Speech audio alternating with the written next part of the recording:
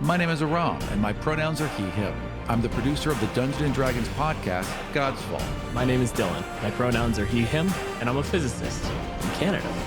Welcome to Kill Every Monster.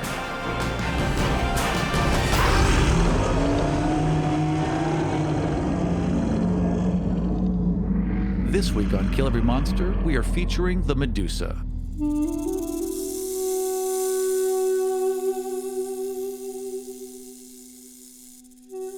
The Monster Manual describes Medusa as a victim of a terrible curse. The serpent-haired Medusa petrifies all those who gaze upon it, turning creatures into stone monuments to its corruption.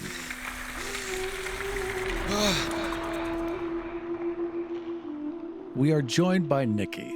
Nikki is an educator, streamer, and LGBTQ+ and disability advocate.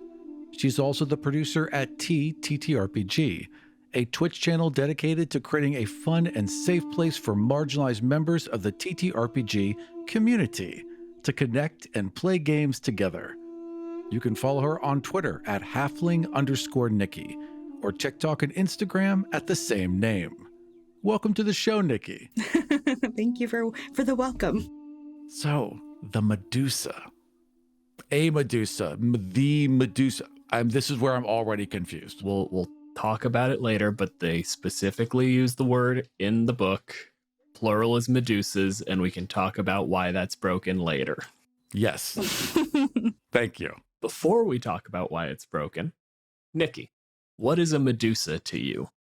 To me, and to many other women, a Medusa is a symbol of feminist rage.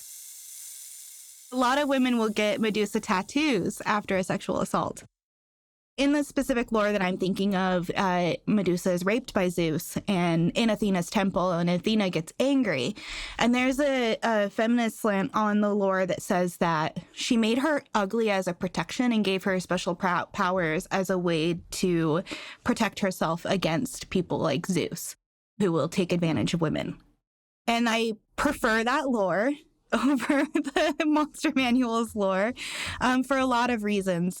As a conventionally attractive woman, I've had to deal with a lot of unwanted attention. And sometimes you wish you could turn men into stone. That would be really cool.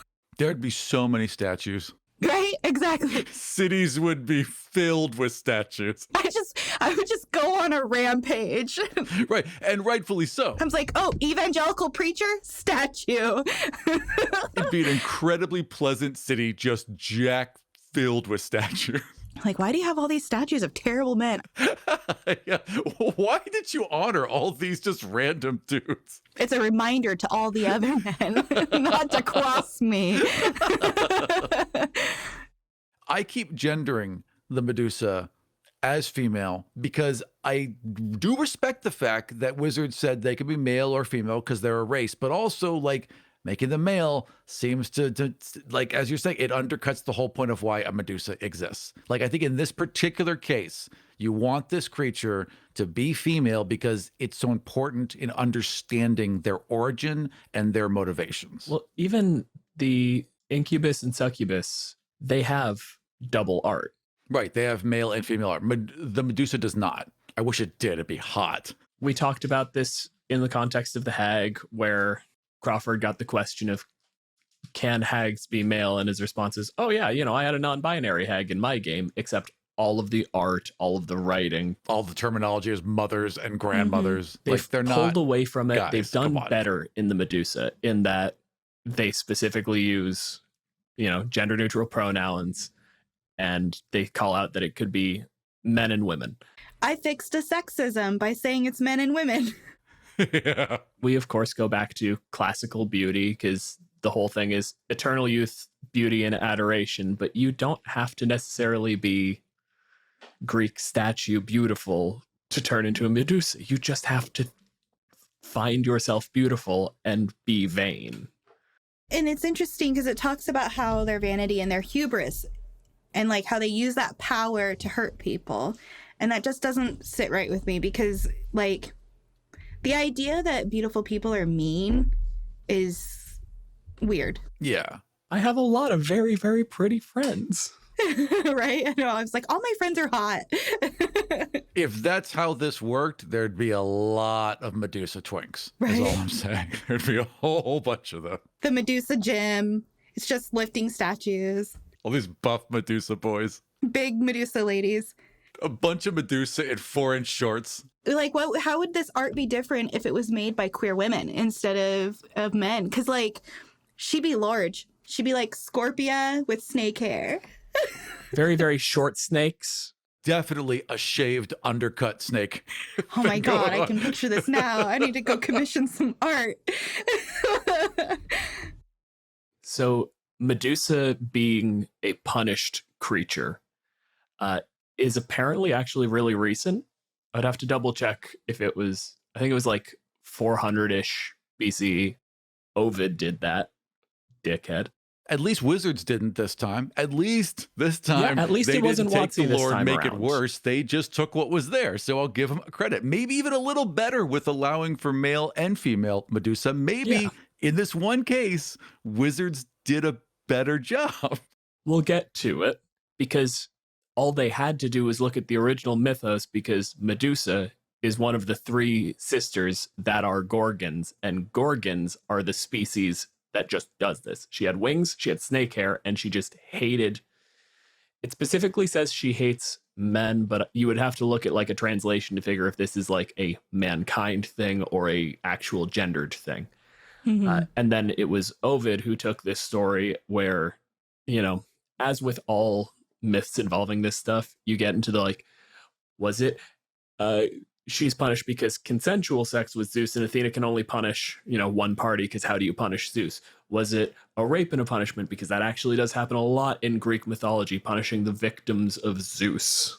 And in our culture in general, yeah. Yeah, victim blaming is not something that ever went away. And then, like, the last option, the retelling of it, where you make it a broken form of protection, is at least, like you said, it's a nice twist on it, but it leaves a lot of the toxicity intact, where the thing we have to do now is punish women and give them some form of power because you can't stop men. Yeah, I like the giving them powers. I really don't like making them ugly. That just feels awful. I also don't think she's ugly. Like, right, that's the other thing. She's hot as hell. Call me a monster fucker, but I don't think she's ugly. Like, if your end problem is they have a goofy ass haircut, they're still hot. Yeah, every single Medusa is always presented as voluptuous and gorgeous. So I don't know what they're talking about. Yeah. It's always fun, like, when you see a Medusa and, like, all the snakes have their own personality. That's always my favorite. Well, snakes never bothered me, so. The turning to stone thing bothers me a little bit, but also, you know. That's hard. She can wear a blindfold. It's fine. Yeah. I'll still make out with Medusa. Just go towards the hissing. You'll figure it out. I'll let her come to me. How about? What do you think a Medusa's motivation should be? How would you see a Medusa in a game? If I was going to have a Medusa, she'd be there being hunted by the players because some powerful man in town wants her gone, because she keeps taking out his allies and abusive men in power and all these things. She'd be like a vigilante in my games. And then it would provide that like moral gray area of my players needing to decide, like, are we going to take the money to end this Medusa's life, or are we just going to leave town because she's fine, like she's doing the right thing. I really do like when you clearly are sent somewhere by someone evil. You don't know it right away, but you figure it out mid-mission. And so you have to change gears. It is fun to pull the rug out under your players that way, and to have a monster that is capable of creating that gray area just by existing. Just kind of their existence creates that gray space. Because if they want to be, Medusa can be terrifying. Oh God, yes. They can just wreck a party. A woman scorned can be quite terrifying. Especially if she got powers and like a 16 strength. Yeah, she can be very terrifying. Oh no, only a 10 strength. Petrifying gaze is one of the scariest abilities in D&D. If you start your turn and you can see them within 30 feet, the Medusa can force you to make a save. It isn't a reaction. It's just, did you start your turn nearby? Done. No action on their part. Just, can you see them? That is a terrifying trigger. Not to mention the fact that it has the auto fail case where or not auto fail, I guess auto death case. If you fail your saving throw, it's a DC 14, save by 5 or more, you are immediately fully petrified. They don't do a lot of that little extra math in D&D, where it's like, if you fail by 5, if you succeed by 5. They don't do that a lot in 5e. They've kind of tried to excise that completely, but they made sure it was here, and I like it because it really does make the monster much more terrifying. And I want her to be terrifying. She should be. She should be. She should be frightening. She should put the fear of God into men. That is what she should do. Yes, exactly. No, I just find it odd that it's not like a clock effect. You get hit and you slowly turn. Yeah, I would treat the petrifying gaze as you make it an aura thing. Like, if you're in this area, it is assumed that you're going to catch glimpses of them, and then you almost do levels of exhaustion as you are slowly turned to stone when you don't make your save. Because as it stands, the fact that it can be instantaneous, and it's one of those things that obviously favors high con characters, but if you're a wizard and Medusa charges you, you lose. Yeah. Yeah. You're done. Failing a DC 14 con save if you don't have proficiency in Constitution is not just easy, it's probable. And even then, failing by 5 or more is, if you have a +1 Constitution, 40% chance that you just immediately turn to stone. That's, to me, too much to function as an encounter. If your players are there, okay, Medusas don't come for people. Okay, they don't, unless you're a really bad person, they're probably not going to come for you. Even if they're a mean Medusa, they're not going to. Turning you into stone doesn't give them anything, except maybe they like doing it. That's it. It doesn't. It's like a bonus. They're not going to hunt you down to turn you into stone. So if you are facing one, you've put yourself there. And if you've come to fight a Medusa with no way to magically switch yourself back to stone or defend yourself or not look at, if you're not prepped, that's you. This is a thing D&D has a bad tendency to do, where you create a power or a protection that is binary. It's on or off. If you know not to look at it, if you know it's a Medusa and they don't get a surprise round, then at the start of your turn, you just say, and I don't look directly at it. And then I take my turn. And it means that for all your melee characters, anyone making attack rolls, they have disadvantage on their attack rolls, which makes the fight a little bit more difficult. But that's it. It's just every turn you're trying to play DM gotcha with, you didn't say it this turn, I can't save. And that sucks. That's terrible. Or there's a reflective surface. Yeah, but that's the thing, is you can negate the fight, is what I'm getting at. Whereas if you create sort of an aura effect, and it's one of those, if you're within the aura, then you have to make 5 saves, and it's going to make your life harder. Then it's, if you find a way around it, that's great. And if you don't, the fight is still tenable. Yeah, but also you've now made a situation where after 5 rounds, the whole party turns into stone, right? You make it a save per round. You make, like I said, everyone now has a clock. It's like I said, levels of exhaustion. The melee fighters have to step out of that aura. I think that's fine as long as she still has a standard action where she could focus the gaze. Absolutely. Or even make it a lair action instead. That'd be great. A lair action would make a lot of sense. Especially because, like you said, a Medusa, they're always framed as being in one location, surrounded by these statues, which, how is that not a lair? How is that not a terrifying lair? Well, especially when they talk about where she lives. She lives in ruins and all these things. She's in quiet exile. And so I think, but like you said, she's not going out to find people. So I think it has to be a lair, right? And it should be obvious that you're walking into a scary situation. If my players go out of their way to go into a scary situation and they're unprepared, I will roll in front of them and decide whether or not they're going to die. I'll say, okay, if I roll under 10. You don't try to punish players, but if they make conscious choices that are dangerous, dude, consequences on you. And I've only ever killed one player character before, like permanently. And it was because he was a level 1 and ran into a bandit camp of level 5 bandits. And I said, are you sure you want to do that? These people will kill you. They killed your friend. They're going to kill you.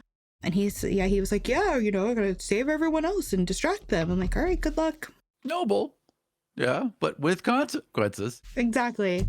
And it gave them something to fight for, because then once they leveled up, they went back to that bandit camp and took their revenge after their friend died. But yeah, it becomes a narrative thing. Right. It's a story element now. It's a big enough deal to warrant killing a player over. Like, you don't drop them on goblins, but when it's like, no, I'm going back in, you'll probably die, I'm saving my friend.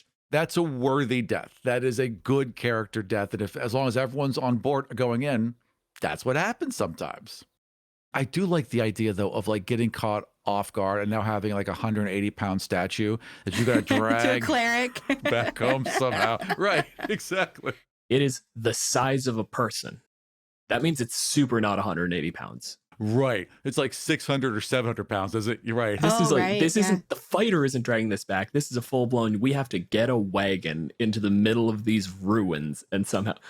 It is nearly, and to get them back undamaged, like... Get a winch. This is a huge deal to get them out. Greater Restoration is... Need a couple war horses. That's fun. That's a fun adventure. It's a bummer that one guy's sidelined. You got to find him an NPC or something for a while, but that's a fun adventure. That's a fun consequence. Greater Restoration is a 5th level spell, which means you don't get it until 11th level. Mm-hmm. And it's a challenge 6 monster. So as much as it is easy to fix in that all you have to do is cast Greater Restoration, the party doesn't have it.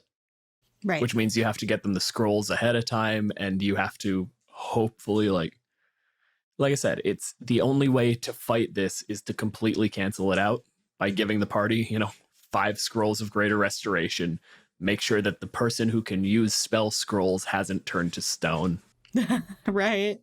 Yep. Don't want them to get zapped first. Wizard goes down first. Entire party's out. Holding in their hands. And even then, unless you're wildly overloading them on Greater Restoration scrolls, they can only be used at the end of combat. Right. Because if you only have 5 and you turn the ranger back and then the ranger is petrified again, maybe we don't have enough. Someone's going to remain stone, and now we have to sort out, as a level 6 party who doesn't have access to good teleports yet, getting this person back to town to get them treated. When I think like my strategy, if I were playing, would be to, we're going to blindfold the wizard, give the wizard the scrolls. We're going to blindfold the wizard. They're just going to stand there and do magic missile. That's it. That's all they're doing. They're just going to stand in one spot and make sure they don't get petrified. That's I think what I would do as a player. You've got to come with like maybe also cast mirror image. Mm-hmm. So they might pick a different one than you. Like there's a bunch of things you'd have to do. Maybe cast darkness and then blind sight. Like there's a whole bunch of tactics you could pull. Each dart hits a creature of your choice that you can see within range. Magic missile can't work blindfolded. Oh, you have to be able to see her. Bummer. This is the problem, is almost all of D&D's spells, like unless you're going to shoot fireballs beside the Medusa, there are line of sight rules, which means now you have to have a wizard who has been given blind sight. And again, you're creating a bunch of ways where the only way to defeat the challenge is to negate the challenge. Right. Right. This is my major complaint. More than likely, no one's going to be surprised by a Medusa. So you've planned for it. So therefore, this ability it has, while interesting, because it's negated, doesn't work. It doesn't really work. I see it. Yeah, no, I get that. I still think there's ways to make it very frightening, but I do think that the power should just back Medusa up as more of an NPC, as more of a character where it's like there might be a fight, but it's more like a scuffle and then a negotiation. Like that's kind of how I see a Medusa.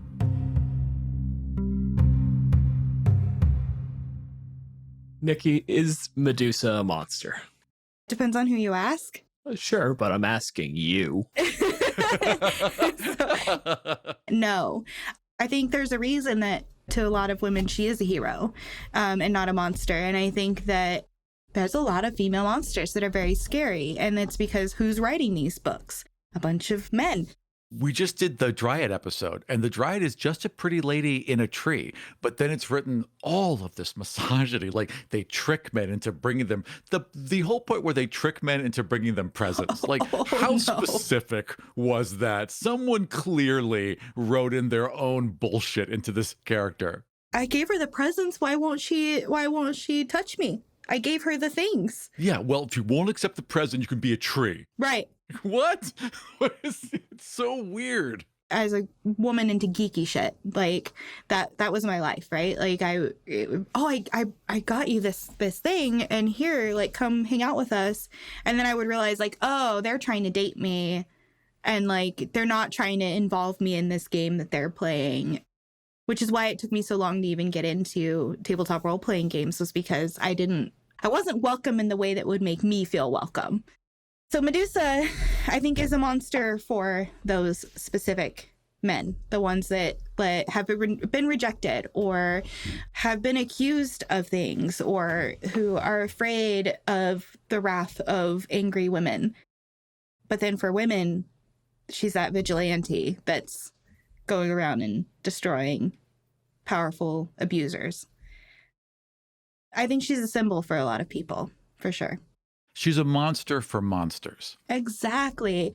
Especially for fully, like, sapient monsters. I think that's the major delineator. Is what I always talk about is willful maliciousness. And that's sort of where the line gets blurry with Medusa, is there's, in the myth, there is a hatred. And you can argue in circles whether it's validated or not, but there is a certain level of maliciousness to it. And then it just comes down to that internal morality, right? Is this a monster because that is cruelty, or is that valid and justice? And I love that space. I think it's far more interesting than like a vampire, because there your question is like, if they have to kill to survive, is killing more ethical? A Medusa is not turning people into stone to feed. No. It's a defensive tactic. If it is an offensive tactic, if they choose to use it offensively, then they're probably a little monstrous. And then it comes down to the question of, who are you using it on? Are you punching up or are you punching down? Mm-hmm. Which way are you using that power? That, I think, is one of the key things that would determine if any creature was a monster. If the monster is aware of themselves, aware of their abilities, aware of the damage they can do, aware of people and language, which this one is, if it then chooses to use the power offensively just to harm people, probably a monster. Just defensively, they're just protecting their home. Yeah. Get out of their home. Right. Like, why are you here? That just gave me an idea when you were like, if they know. And I was like, oh my God, a himbo monster who doesn't know their own power. Oh, a himbo Medusa that doesn't know? Oh no. Man, I don't know why that people keep turning into statues around me. I must be too beautiful. Like, I don't know. I don't understand. Just so sad. Oh no, this thing's going around where everyone turns into statues? I keep trying to make friends and I can't.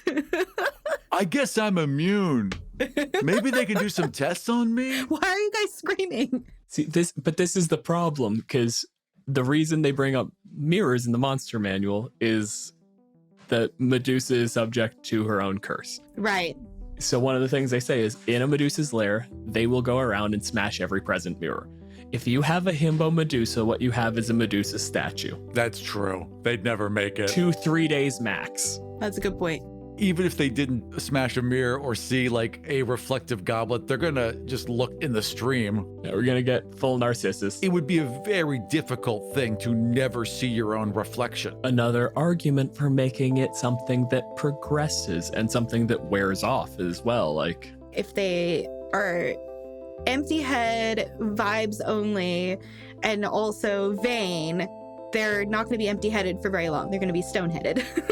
So, if Dylan's right, though, if we're using the slow Medusa, the gradual change, right, they wouldn't be able to accidentally turn themselves. no, you would be able to notice. Well, there could be these very tragic stories about a Medusa that just didn't wish to be here anymore. So just looked in a mirror and sat there and waited as they slowly turned to stone. Yeah, that's how they decide to go. Sits in front of a mirror and just starts combing their snake hair very calmly until that's the last one and they're frozen. Poor snakes. They don't deserve that. Always the big question is how much brain does each snake have?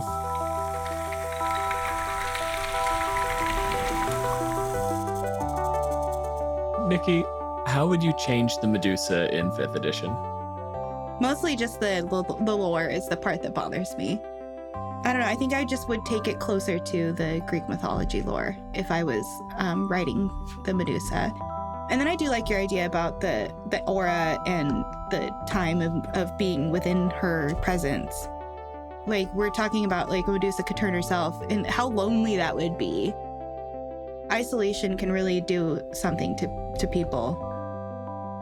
Can she hang out with other Medusas without it being a problem? Because there's a really powerful community in sisterhood.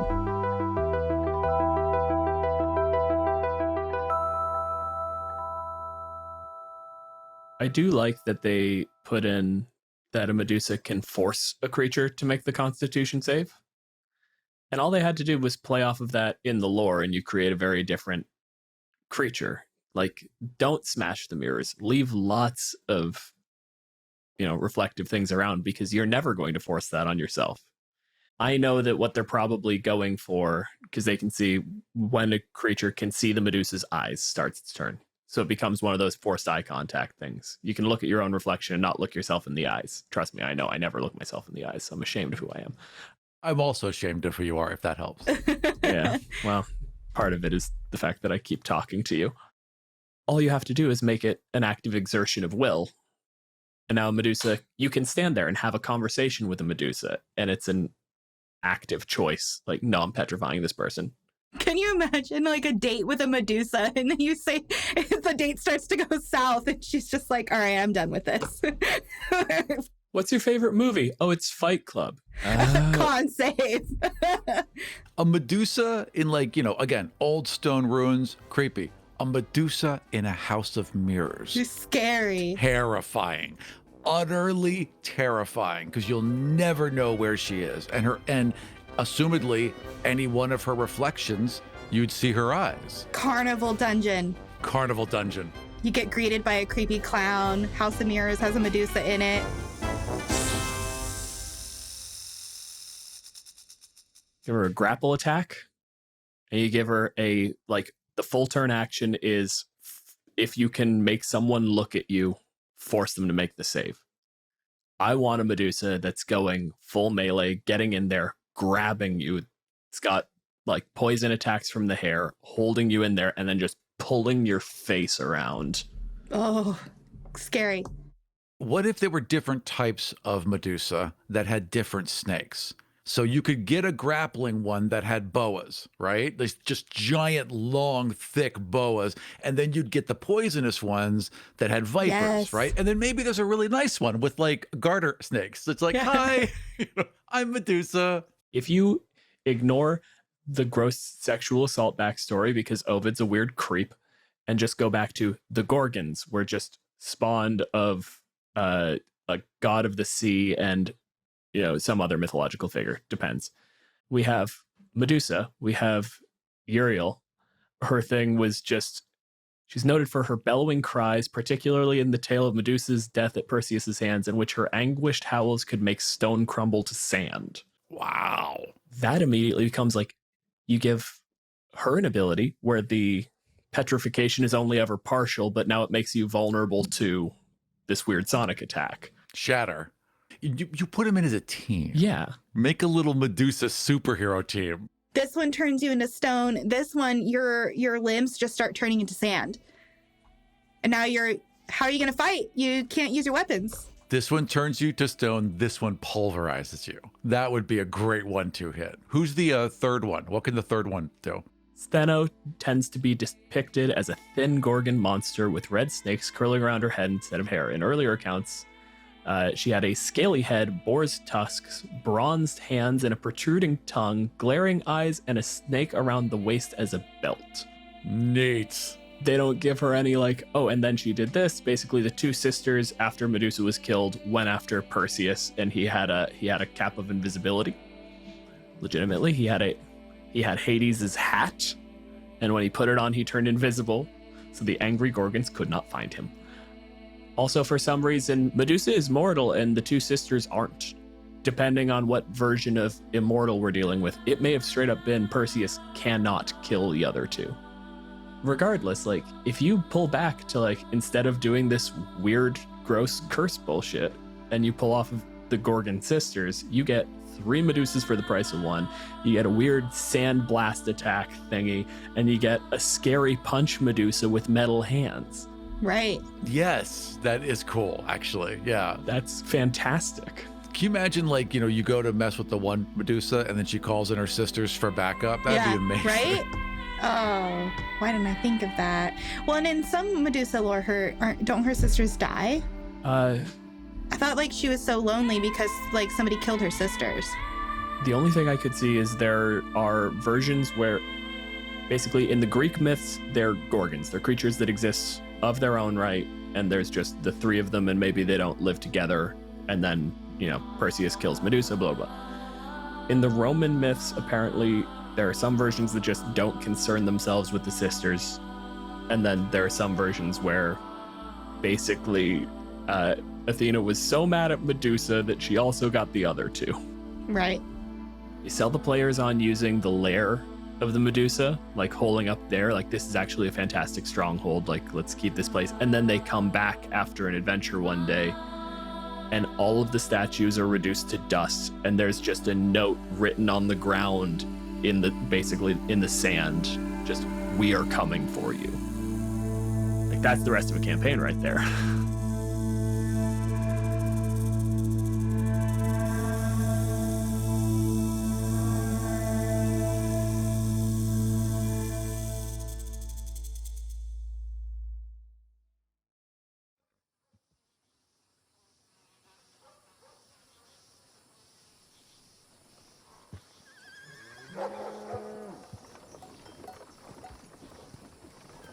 So we start off in a small town. 50, 60 years ago, the town was smaller. It was built a little ways off into the woods.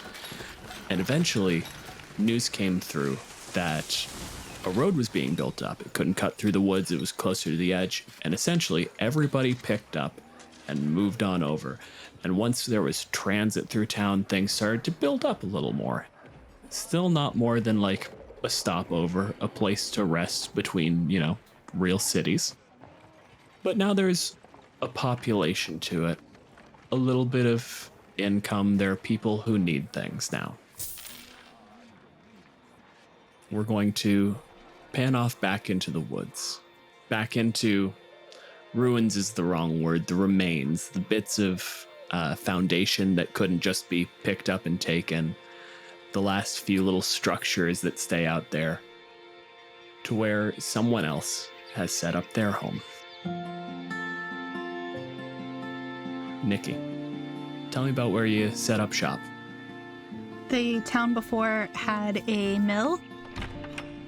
She wanted a place that people would recognize. The mill had a really nice big window, and so she can use that for when people come to her for getting the things that they need, the medicines that they need. And then also the mill had really nice workspace and shelving and things like that. There's a bed in the corner that's clearly for when people need to recover there, and there's shelves, and there's lots of bottles and herbs and things hanging to dry so that she can use them in potions later. Mortar and pestle, all these different things all over. Really nice shears and gardening tools, and a big basket that's clearly made for collecting more materials. Very witchy. So she mixes all of her own potions to tend to people, but she's also really, really old. She's been around a really long time, longer than anyone in the town has been alive. And she's probably been in town for like the last 20 years. And so she's very well known by the people in town. And she specifically helps a lot of the women in town, and people, or most of her patients are non-men. But she'll also set a bone if she needs to. So people come to her for help. Typically, she doesn't really ask for money as payment. People will bring her the things that she needs. There's like a group of women in town who just make sure that she always has the stuff that she needs, whether it's food or clean water, things like that. Can't be weaving blankets when you're making medicines, you know. Exactly. Got to keep you in the base needs for survival so that you can basically be the doctor. Right. Setting a bone is a little bit more complicated, but if somebody cuts themselves, cleaning a wound, not so bad, you know. But when you can't explain what's going on, or when the problem gets complicated, they come out to the woods. Where are you at presently? Right now, I am out with my basket. Like there's a little stream, and I'm collecting different herbs and that I know grow along there. A lot of like mint and things like that I know will help with like stomach issues, migraine tonics, that sort of thing. It's a nice like sunny day out, and I've got my headband pulled up because there's no people around. A lot of the times if people come over, they know what my hours are, that I will be home, and I will wear a blindfold and have gotten used to moving around my space with a blindfold on so I don't accidentally petrify somebody. But then there's also ways that people alert me to their presence. So we have our incoming visitor. Aram, do you want to tell me about your hike into town? Or into former town? Gartok is a minotaur. Big minotaur. He's got those Watusi horns, those real thick ones that just go straight out. Every time he goes through a doorway, he just turns his head to the side because he has to fit through it. Big, huge shoulders, carries a giant axe. Big ring in the nose. Gartok travels, looks for people to help, charges them a fair coin. That's his job. When he strolled into the nearby town, someone offered him a gig, and he took it. And what was that job? Gartok doesn't ask a lot of questions. Gartok is pointed in a direction and accepts money. The richest guy in town gave him a good amount of gold to go take out some lady that is like stealing his kids or something. He wasn't quite sure what the whole story was about. He didn't care. He's just going to go take out this lady, I guess maybe bring a kid back if he sees one. Standard witches, you know? So tell me what your walk has looked like. Is this just like, is there any element of like hunter to this? Is this a like looking for the target? Or is this like you were told they were in town, there's a path to go there, let's walk on the path? So many people have been here. Like several people in town were like, yeah, just take this road, go up here, and she's right there. So he just got his axe casually over his shoulder, strolling up the lane, maybe even whistling. Can cows whistle? Cows can't carry axes. That's Who fair. gives a shit if they can whistle? So Aram, I'd like you to give me, what's your passive perception? Since you're apparently not paying any attention. 13. My passive perception is 13. Then I mean, I'm not expecting to be attacked. I'm walking to a hut in the woods to have a conversation. a conversation, he says, hefting his giant fuck off axe. This speaks very loudly. Also kind of loud. As you're walking, just trotting along, there's a point where you trip over something. It's basically a trip line, except it is just on the ground. The sort of thing where you step on it and it immediately just pulls a little bit, rings a bell off on the side of the road. It's fairly low pitch. Right, he'd freeze. He'd listen. Give me a perception roll. 12 plus 3 is 15. Okay, so you rang that bell that was like 4 or 5 feet away from you. Right. You hear a bell. The one that was 4 or 5 feet away from you. He's still, casually walking up a road, but that's a little unsettling. A tripwire is always unsettling. So maybe Always a little concerning. Yeah, maybe his shoulders are now a little bit more flexed. The axe is probably off the back in one hand, and now he's proceeding forward. Nikki, your Medusa here is based on the pitch. You're a fair ways away. It was one of the lower ones so that it'll carry somebody probably about 100 meters out from the hut. I think, she just continues because she knows, she's like, this is outside my hours. Whoever it is can wait. I'm doing a lot of work. Yeah, if it's an emergency, then the bells will hit faster, and then she'll know that she needs to go. But if it's a non-emergency, then it'll be at a normal pace. Okay, Aram, now that you're taking a little bit of care with it, I'd like you to roll me a perception with advantage as you kind of continue down this path. 12 plus 3 is 15. That's my high one.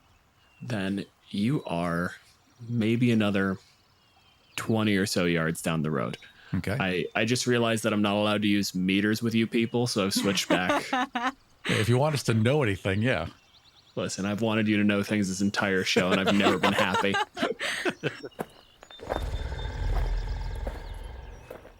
You get maybe another 20 or so yards down the path, and you're about to step down, and you notice, again, another one of these lines leading off to a bell. And he would just look at it, look down the other way. It's just a bell. And he'd squint because he's like, why would they have two? But he steps over it as gingerly as he can for a minotaur. And now he's got his shoulders kind of hunched, and he's walking for it a little slower. You are fully aware now. You are actively paying attention. Yeah. 20 yards, another bell. 20 yards, another bell. The thing you catch by bell 4 is that they are getting smaller.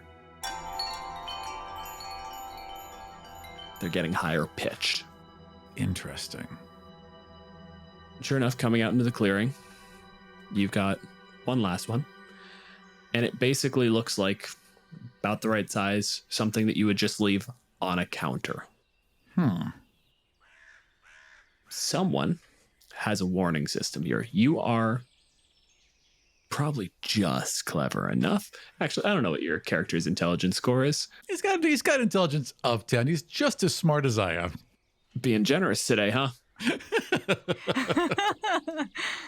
You're clever enough to basically put together they're going up in pitch, they're at regular intervals. This is basically just a heads up. You would trip when you're the furthest out, a real low-pitched bell that's going to carry into the woods. And the closer you get, it'll ding higher and higher until you're standing next to whoever set them up. Right. Okay. What am I looking at? Like I said, the temptation would be to use the word ruins. Except this is not dilapidated. It's not like it rotted. The wood, the things that could be easily stripped away, some of the simpler sort of masonry came in bigger chunks, was easier to separate out, has just been taken. This is the floor plan of a small town. 7, 8 buildings. There is one that is still particularly intact. It looks like, from the shape of it, most of a mill. Someone came in here and basically took the bits of wall that were left, built them up just high enough to get, room height, and then put a decent roof on it. Probably a lot of flowers, maybe some fresh paint. I mean, it must look cute. There's a beehive. It's a whole thing. It feels very cottage kitchen. Yeah. I'm down for it. There's a living quarters off to the side. And there's a couple of places where, again, the foundations were enough that it takes minimal effort to turn it into a building. Just stuff where you can put shovels and shit. Because there are small gardens here, real sort of subsistence stuff. And also weird stuff. Those are the two things. It's onion, carrot, potato. Hemlock. That'll kill a man.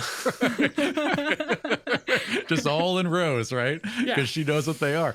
And I imagine some of these buildings are used as drying huts and maybe even a tannery. Like you must be doing things in these different buildings, right? They're kind of assigned to tasks or something.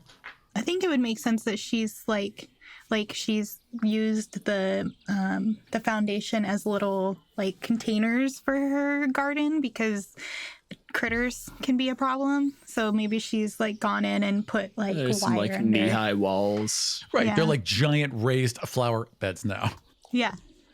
That's what you got going on here. You haven't tripped any of the other sort of proximity wires there. So you are just in town. Nikki, give me just a raw wisdom. Oh, not 20. It's fucking weird that never tripped again. You heard the furthest one out. Mm-hmm. Usually if it's like animals or something, animals are honestly fairly careful, especially over the road. They notice these things. Squirrels are at eye level with the fucking wire. And all the people in town know to trip each one so that I Yeah. know they're coming. Yeah. So it's very, very strange for you to have heard the most distant warning and nothing else. She would pack up her little basket and close the lid on it and then walk up to her home / workspace. Aram, where is the first place you would go on entering into this setting? Well, as he's walking up, he's going to at least check the other buildings before he gets to the main one. So I imagine he's just like looking around corners, nodding, and eventually making his way up. Just give me a dexterity roll so I can decide if I'm going to make you into the butt of a joke. That is going to be a 9 + 1 is 10. Nikki, as you come up, you see a door open. There is this huge hulking figure who is immediately catching rakes and shovels and like just catching them like shit, like stuffing them back into the shed that they just threw open. I caught my horn on something. So the door opened, hit the horn, and that immediately made you turn, and then the other horn hit the wall. That's what knocked everything out. And then you start catching things, and it's like just... I'm like a one-man Three Stooges routine. I think she would walk up and say, If you had bothered to read the sign on my door, you would have known what my hours were. He looks over. Beautifully hand-painted sign, right? Just gorgeous. You can read, right? He turns and like looks a little offended. He turns back and Yes, I can read. Of course I can read. What is he looking at? Because we have at no point given you any form of description aside from wearing a bit of a headscarf. she's like 5 foot tall. Like she's not a big person. Slender, fairly muscular, dark, like a grayish green skin, and then long snake hair and they are kind of, right now they're just kind of like around, like laying there kind of calmly around her shoulders, like a scarf in a way. When she heard somebody coming and saw the large figure, she did bring her little, like, she has a headband that she pulls down over her eyes so she doesn't accidentally petrify people. And so she's put that on as she asked this question about being able to read. And then she has a staff. She's already put her basket down because she's on a little bit on guard, having seen the big fuck off axe. And so she's got this staff. It's like a gnarled wood, very knobby at one end. And it's got some clear wear where she might put her hands during a fight. She's just standing there kind of proudly, really good posture. When she said something about the sign, she used her staff to point right at it. Aram, give me an Arcana roll. that's a +0, and I rolled a 7. That's a fucked up witch. This is the same result as last time. Oh, all right. So I just kind of cock my head and I'm looking at her. But snakes, blindfold, it's all witch stuff, whatever. And he just kind of dismisses it. Snakes are a standard witch thing. Head snakes, weird witch thing. Fine. It's still on theme. I can figure it out later. So she'll notice that you haven't said anything yet, and that you must be looking at her. She's used to people who she's never met before being a bit weirded out by her whole deal. Are you sick? You don't seem injured. I am not. Is someone you know sick? No. They're all fine. Then what can I help you with? And he would just kind of plunk the axe down, blade first, so the handle's up. And he'd put his hands on it and just kind of rest his chin on the top of his hands. And he's considering this because he wasn't told what you are, just that you are dangerous. He didn't get all the information he should have gotten.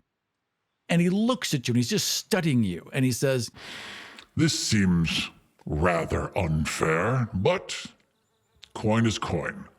I've come at the request of... what's the guy's name? Baron... We gave him such a really bad... It was like such a... what was Don't it? remember. Baron Von Hampton. So No. I come at the request... I refuse. No, okay. Choose a different name. Baron Eugene Heckles. Eugene Heckelson. How about that? Sounds pretty awful. Worse. That's excellent. Perfect. So Baron Eugene Heckelson, perhaps you've heard of him. Pretty important in town. You pissed him off. You stole his kid. There is a gentleman in town. He calls himself the Baron. Absolutely no one is willing to call him that. I'm going with Hacklin, just so that Heckelson is as wrong as it can possibly be. Heckelson. Yeah, Heckelson. Now, that's what it was. Eugene Heckelson. That is what you are convinced it is. Well, fair. I misheard it. I didn't care. Whatever. I didn't get the story. I don't know what I'm hunting. I don't know who this guy is. I got a bunch of gold. I got a bunch of gold and I got an axe. That's an adventure. So, Baron Hacklin, you've had no direct interactions with him. Basically, his wife is getting older. She has tapped out of child rearing at this point, which is a thing that he is not entirely in agreement on. So she's been coming to you just prophylaxis, basic, just getting whatever medicines you can to make sure that she gets her way. And you know from every time that the wife comes out or she sends one of her daughters out to talk to you about this, this is not something that they have agreed upon. And this is not something that he takes kindly to, but he knows that he can't win that argument. He's had 4 daughters, and he's that asshole who's just going to keep having kids until there's a boy. That's Right. the jerk I'm dealing with. He's not aiming for children, he's aiming for heirs. Mm-hmm. And he thinks of them as such. But despite the fact that for like the last 6 years, his daughters have been running his business because this guy has gout. Yeah, brilliantly, too. He made his money because he heard the road was being built before anyone else did. So he was first one just on the ground floor in a situation where you can't fuck it up. Now that running the business takes a business mind, well, I've made my money and people are running things. It's a well-oiled machine at this point. I can just take a step back. And the daughters are scrambling constantly and really turning it into something worthwhile in this town. Once a night, he just strolls out, takes a little bow in front of the whole tavern, like, yes, yeah, because he's like the figurehead. They all like, oh, what a nice night. Thank you. Then walks right back in, and the daughters are just like, as they continue with their 10-hour shift, keeping the place running. And he has sons. They're just not legitimate sons. And he has to have a legitimate son to pass this business off to. You can't see it happen, but when she hears Baron, she immediately rolls her eyes under her blindfold. And then when you say Eugene Heckelson, she knows exactly who you're talking about. And she just harumphs. I did not steal any of his children. I prevent them from existing. That sounds like solid witch magic. You can't be here.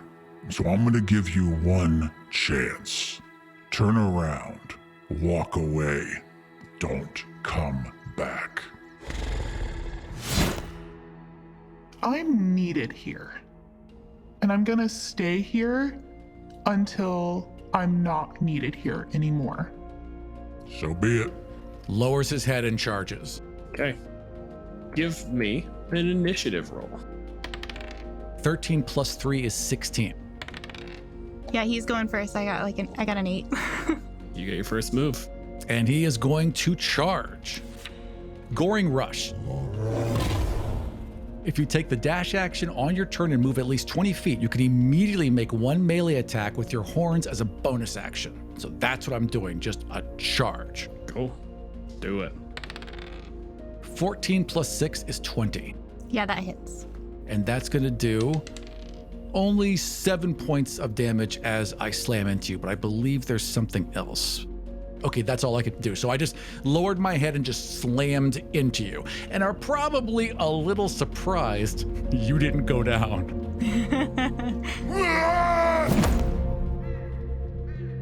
They are sturdy. Yeah, she feels pretty solid. Far more than she should be.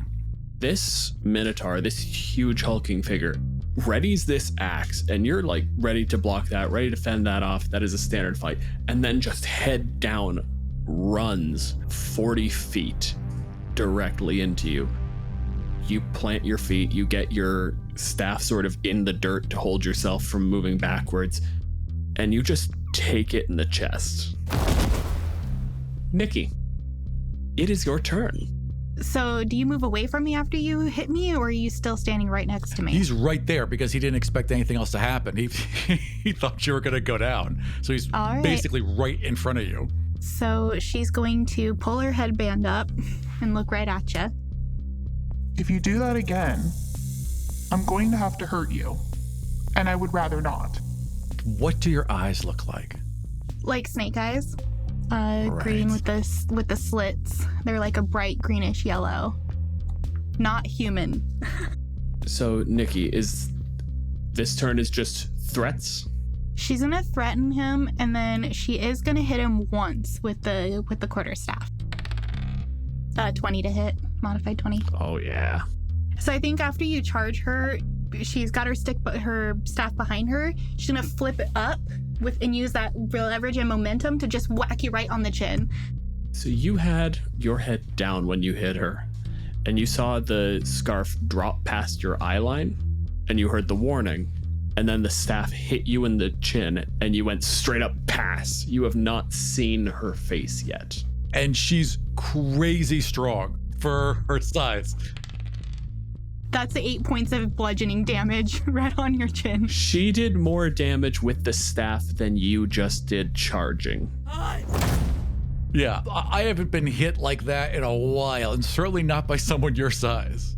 And that's at the end of her turn. She'll just stand there ready for you to try his nonsense again.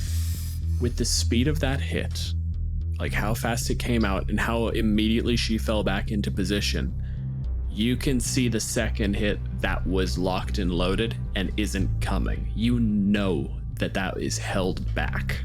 Right. And it's your turn. Nikki, do you want to do the thing when his turn starts? Yes. Or roll me a Constitution save when your eye line drops back down and you lock eyes with this creature for the first time. 19 plus 5 is 24. You're fine. You're all right? What do I feel, though? You look into her eyes and you see the green. And that little sort of amber to it immediately just surges out. It pulses like energy, and her eyes go bright yellow for a half moment. And you feel arthritis. You feel every joint stop being mobile, stop being lubricated, like it's granite instead of bone. Let me tell you, I can visualize that rather well. I know you can. Yeah, that's terrifying. I'm coming for your references. You know, I want you to understand what I'm saying. You are digging into my personal fears, and I appreciate it. Let me know if that's like too hard a button. No, it's fine. I'm in. I'm terrified, but I'm in. Cool. Good. Then it's one of those things that you feel it, and you feel it grab, and you immediately break eye contact because you look down at your arms. Like, you feel it try to grab your elbows, and then you're just like, what the fuck? And it stops. It lets up. Make another Arcana roll. Okay. Make it at advantage now. I rolled a natural 1 and a 7. She's a powerful witch. She's a really strong witch. I've never seen such a powerful witch. Normally they have to cast these spells. She just fucking eye-beamed your arms. God, she's got to have at least 3 meta magic feats to even pull that off. Oh my god. You have no fucking idea what's going on here. Her staff's a giant magic wand. Yeah, it could be. Only thing that makes sense. Anything could be happening here. She's a secret dragon. All these thoughts are going through his head. So for the first time, he tenses a bit. He's worried and he decides not to hold back this round. Make your attacks. Are you gonna look at her? He is going to look at you because he still doesn't understand what's happening. He hasn't figured out what's going on. Yeah. That's true. So he's going to make 2 attacks against you, and then he's going to use his action surge to make a 3rd one. Aram, we have this conversation every time you play a fighter. When you use action surge, you get to take another action, and if you attack, then you get your full attack action. Your eyes shifted, his eyes have now shifted, and just a blast of hot air comes out of his nostrils as he just starts coming in with that axe. He's going to roll 4 attacks. First one, 8 plus 7 is 15. Just hits. Natural 1 on the second one. You go in, make that first swing, and when you do, there's a moment of pride and you lock eyes with her again, and there's a moment where it seizes mid-swing. Yeah. You might be putting some things together, but you aren't getting another check on this one this turn. 18 plus 7 is 25, which hits. And 17 plus 7 is 24, that hits. So 3 hits. First one is 10 plus 4 is 14. Second one is 9, so 23. And the last one is 8, so that is 31 points of damage. There's a little bit of it where it's not even necessarily that he's moving that quickly. It's he knows how to throw the weight around. So when he hits you, you will stumble back and then he moves to meet where he knows you're going to wind up. There is finesse to this that doesn't seem reasonable for someone of this size. And you haven't gone down. And now he's very worried. Anything you want to do with the bonus action, Ram? With the bonus action then, I think I do. I think I have a bonus action thing I can do. Oh yeah, I can shove her. So I can always shove someone. So that's what I'll do just because it's fun. Mm-hmm. With that last hit, I try and kind of, shove you backwards. Hammering horns.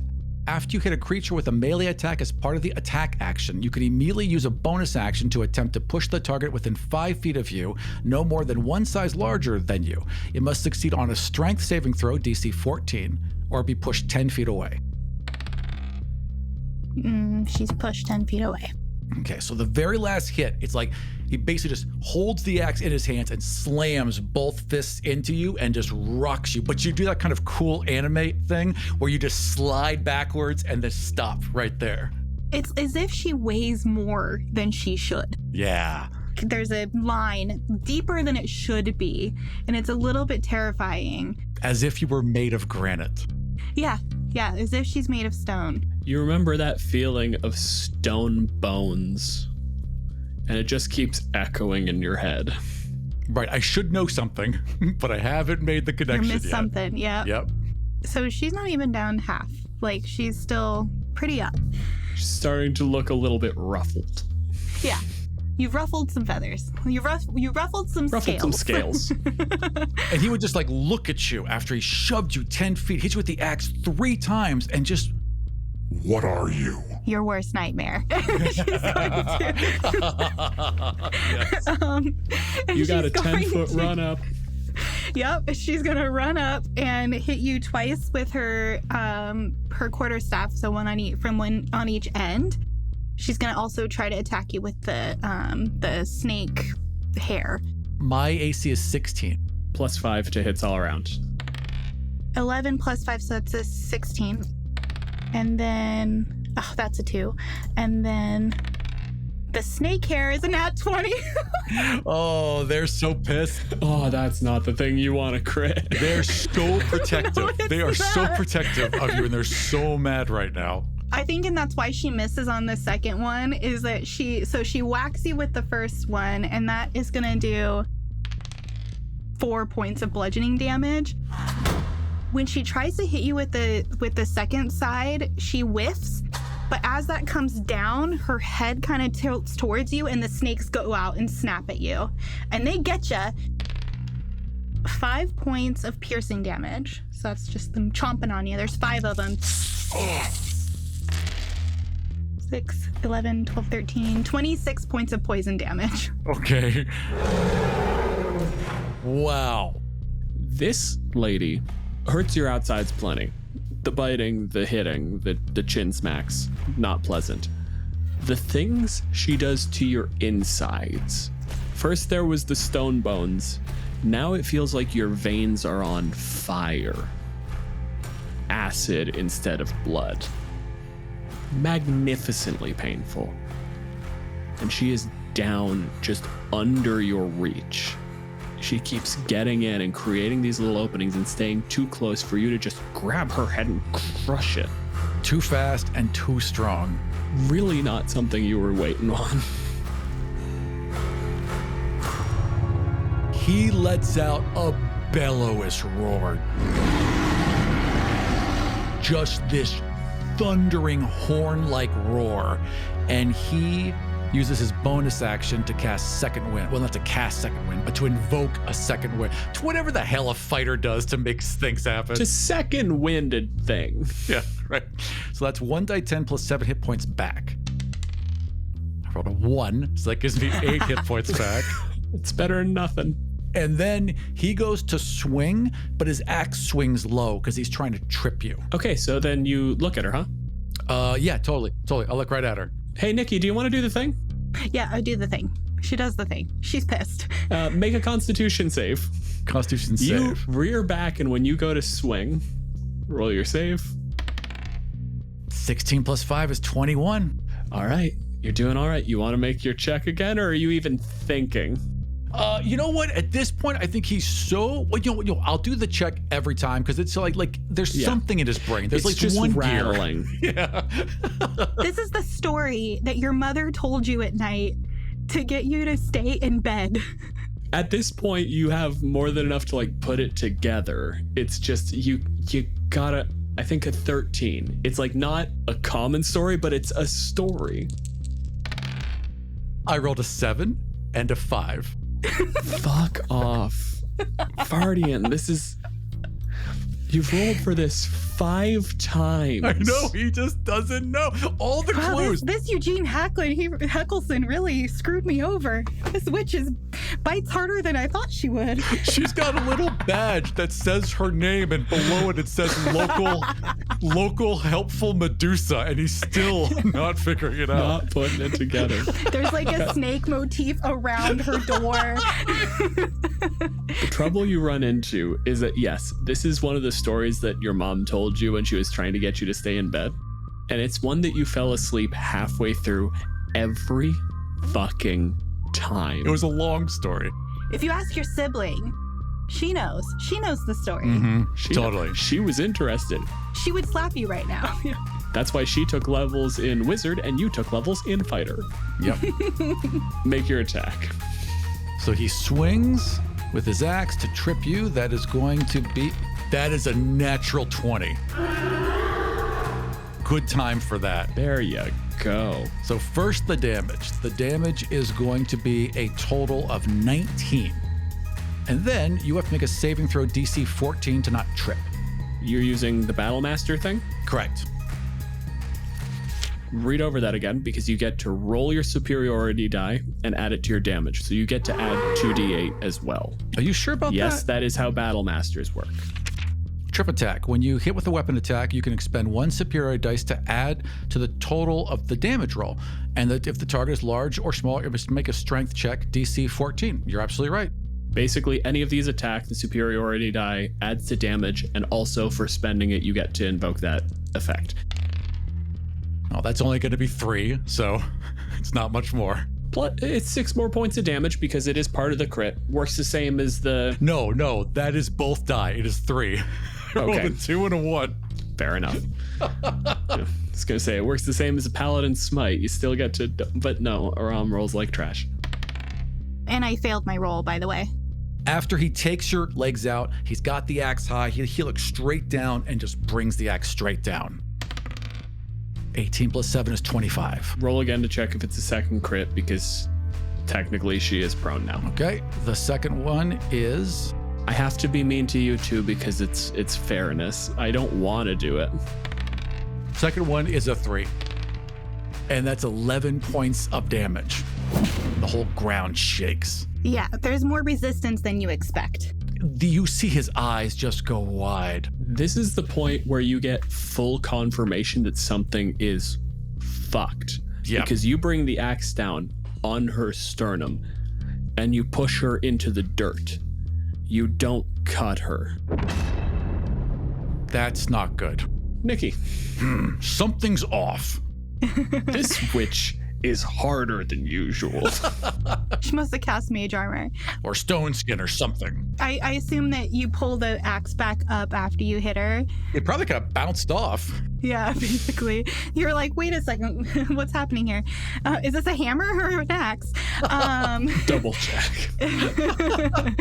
After that happens, she does one of those like kick-ups. So she's back on her feet, like almost imperceptibly fast. And she's going to now hit you, try to hit you again twice, and then with the snakes again. So that first one, nat 1. And that second one is a 4.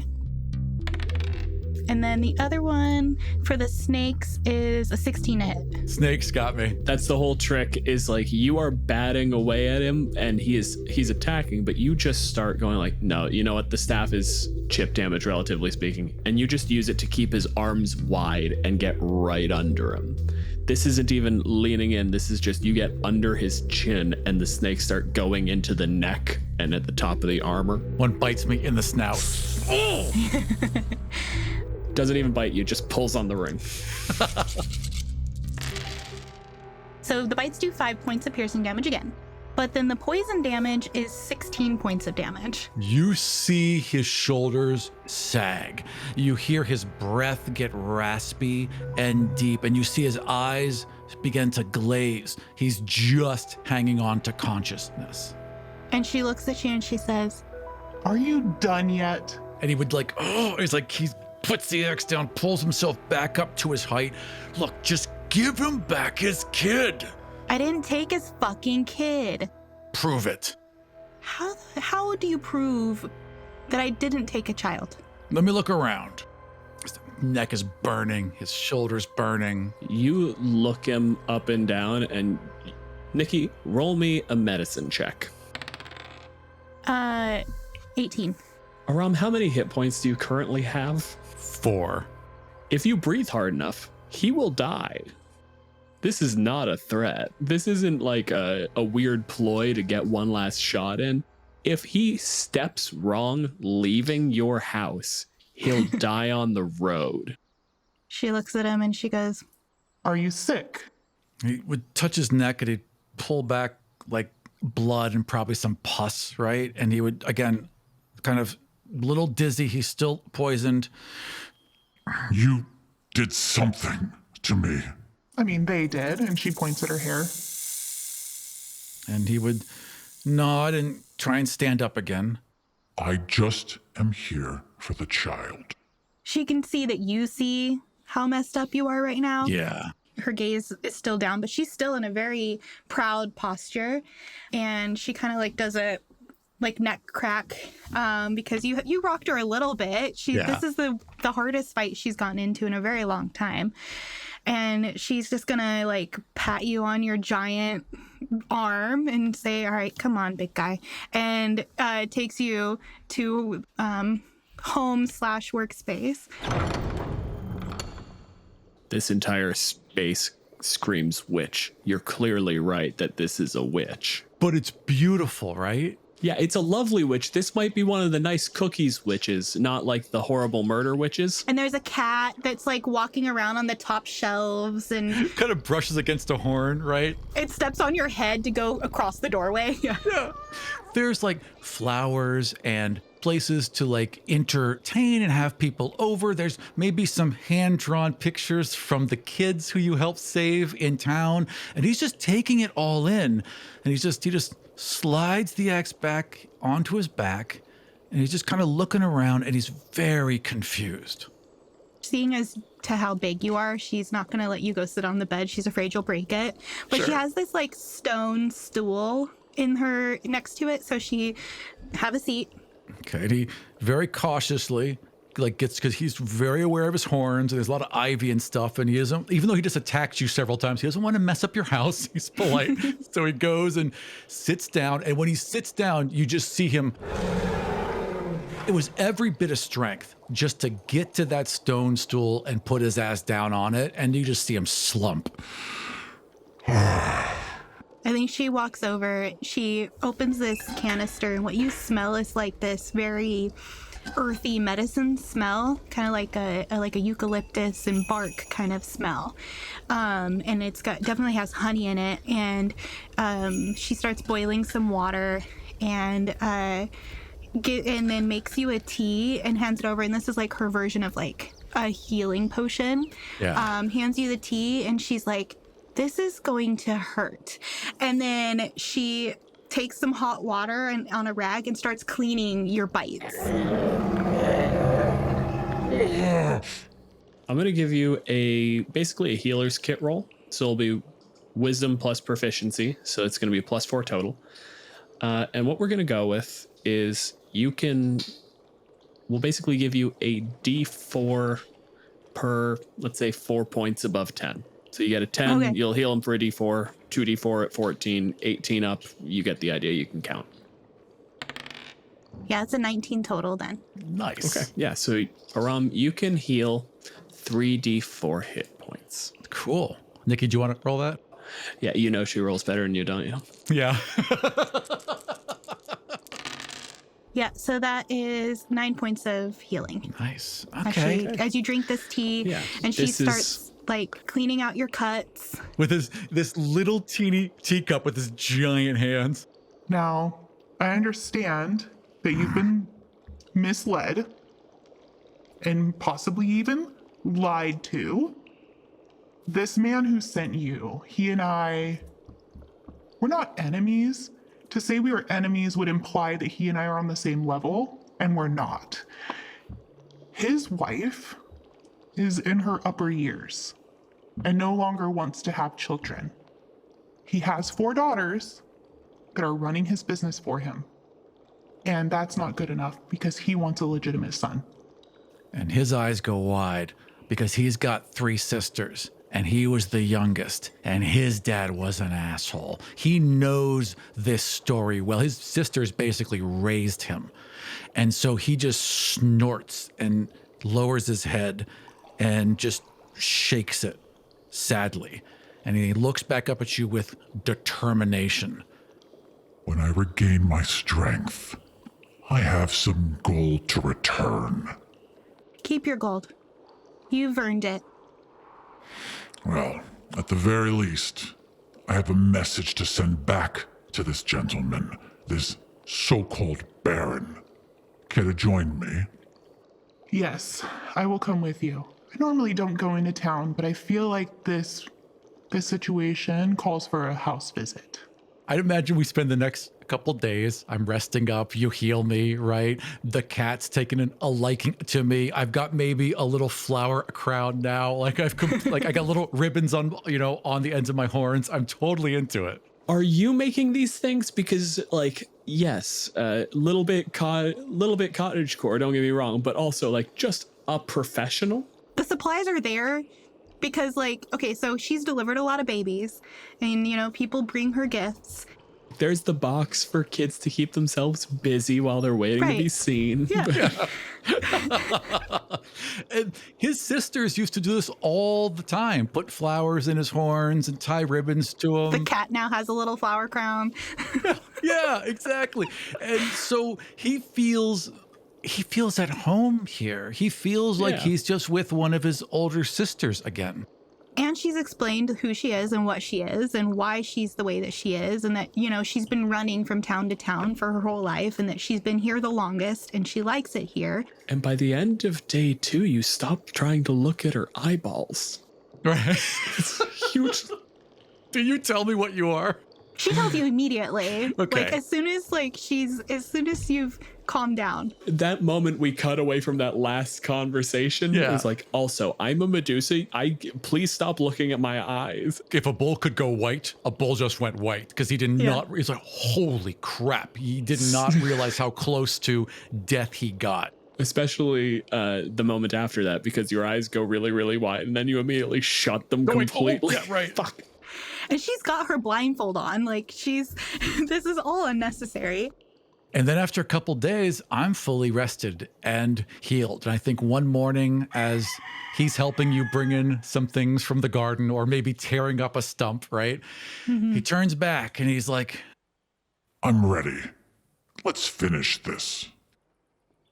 Let's go do the town a favor. You come in later at night.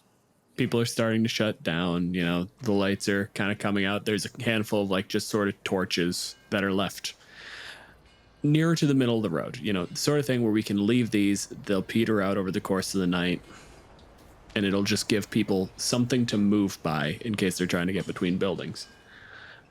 safety lights. Yeah. Yeah. Less safety and more just seeing stuff lights. You know, the last kids are still out playing, and then all of a sudden, there's the little bit of commotion. Kids telling their parents, like, look, there's a cowman and the nice lady. Get inside. Wah, wah, wah. Little tumbleweed rolls down. And a path is basically cleared for you. There are some people who, like, still are doing their work, and they are fucking wide of this. There are parents watching from like houses as you go up to the largest building in town. There's a gate, there's a small garden, and then there's this huge like 3-story house. Not a gate for long. She rams that gate open. Wham! Just Unnecessary, just geometrically, but sure. he's going to slam every door open until he gets to a room, and then he's going to step to the side and very graciously open it for you. There is all that noise when you slam the thing open, and immediately like someone is at the door. It's clearly some sort of butler or something, sees what is going on with you and is terrified. Then he looks past and he sees the Medusa, and there's just a moment of, the fuck is going on here? She does not make house calls. She does not. One of the daughters comes down, sees what's going on, and just goes, "You're done for the night. Go." And immediately he runs. She pulls the door open the rest of the way and goes, looks over at the somewhat still bandaged Minotaur, looks down at you and goes, "I'm so sorry." She would look at the daughter and just be like, "It's not your fault, dear. Where is he?" And she steps off to the side. We're gonna fade out there. In the morning, everyone starts going out about their business. There is a little like pool in the middle of town. They try to keep it clean, but we haven't quite gotten like irrigation or anything down like for this. There aren't pipes, so it's just something that gets cleaned out every now and then. And in the middle of it is a statue of the first Baron of town, Edmund Hackland, who looks fundamentally terrified. Thank you for joining us for The Medusa. For more information about us, notes for each episode, and ways you can help support the show, head over to killeverymonster.com. If any of the ideas we've discussed on the show have sparked some of your own, tell us about it on Twitter at KEM Podcast. You'll find me at DJ Malenfant and Aram at Aram Vardian. For ad-free episodes, early releases, bonus episodes, print-ready maps, our new audio DMs notes, and my character sheets for each encounter, head over to patreon.com/killeverymonster. You can also listen to ad-free episodes and bonus content. by subscribing to the show on Apple Podcasts. Our intro theme and many of the sound effects you hear in the show were created by Battle Bards.